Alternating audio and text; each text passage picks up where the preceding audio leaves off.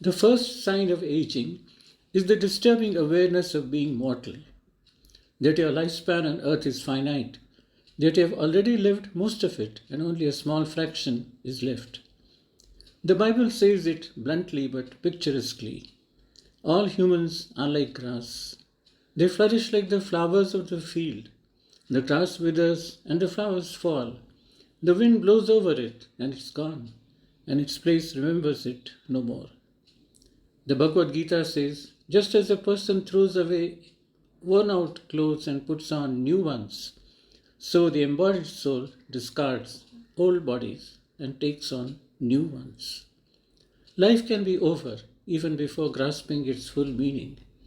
Like grass that is here now but will disappear tomorrow, as quickly and easily as discarding a garment that has thinned out and faded. The Bible has a collection of 150 poems or songs which are called Psalms.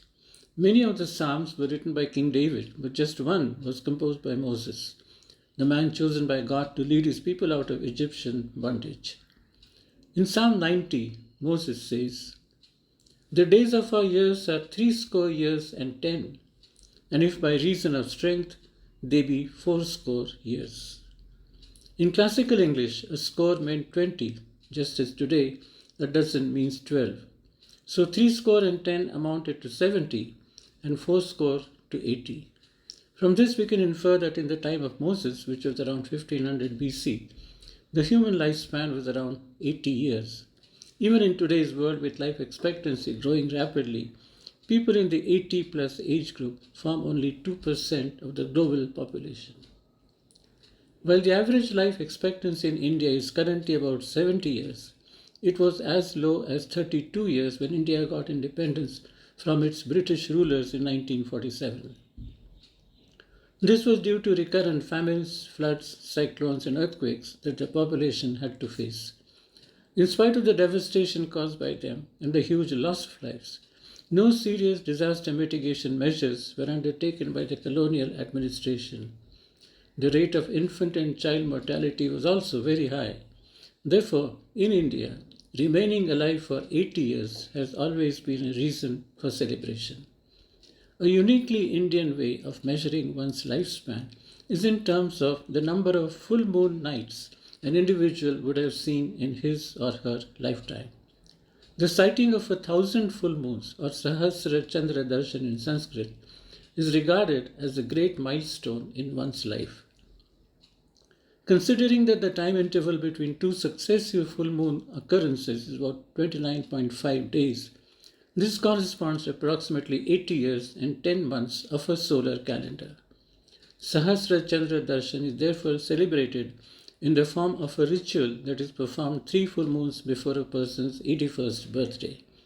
The person is regarded as a recipient of divine grace, favored with rich blessings, having lived a life that would be a role model for others. The concept of a 4-stage life, with each stage spanning 20 to 25 years, is found in the Upanishads, which were written 3000 years ago. The 4 stages are named ashrams, each having a different purpose. The Brahmacharya ashram is a period of learning, discipline, and celibacy. Grihastha ashram is a time of earning, marriage, and raising a family and fulfilling responsibilities.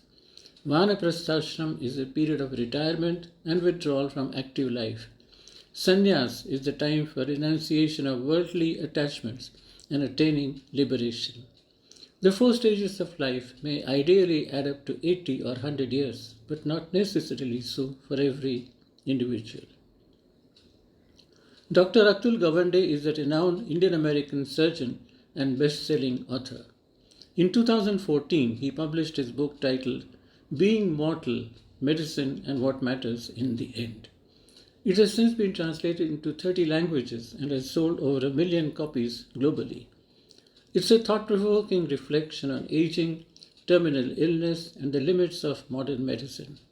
Drawing from medical cases, research, and personal experience, Dr. Gawande argues that medicine often prolongs life at the expense of well-being and dignity.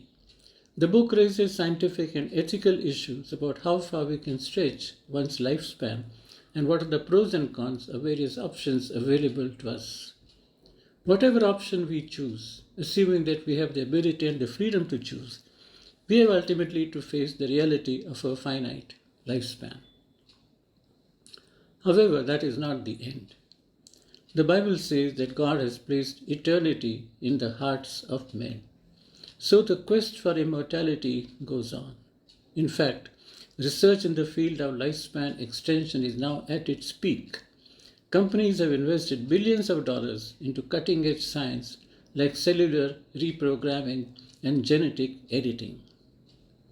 The first man, Adam, says the Bible, was created by God out of dust, but he became a living person when God breathed into him his spirit. That is prana in Sanskrit. Breathe on Me, Breath of God is a hymn written in 1878 by Dr. Edwin Hatch, a British theologian. It is still popular and sung in church worship. It is a simple prayer that expresses the yearning of a mortal human for immortality. Breathe on me, breath of God, fill me with life anew, that I may love the way you love and do what you would do. Breathe on me, breath of God, until my heart is pure, until my will is one with yours to do and to endure. Breathe on me, breath of God, so shall I never die, but live with you the perfect life for all eternity. Aging well means keeping in view the eternal extension of a finite life.